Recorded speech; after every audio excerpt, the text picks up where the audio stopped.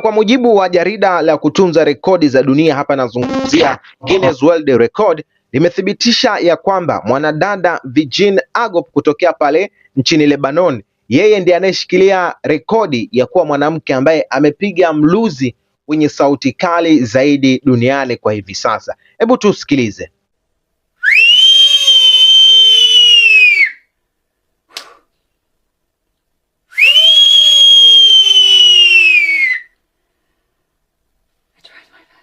Sasa wataalamu wa mambo ya sauti wanasema ya kwamba mluzi huu una takriban dB 116.7. Sasa dB hii ni SI unit ya kipimo ambacho kinatumika kupima sauti. Yaani ukubwa wa sauti hiyo unaweza kusafiri takriban kilomita 3. Kwa mfano sasa, kwa watu wa Dar es Salaam, mtu atakayesimama pale Mlimani City akapiga uwinja wenye ukubwa wa dB 116.7 kama wa huyu dada, ina maana mtu wa Mwenge atausikia. Sasa una lipi la kuzungumzia kuhusiana na rekodi hii ya mwanadada Virginie Agop kutokea pale nchini Lebanon? Niambie hapo kwenye comment section. Mimi naitwa DC.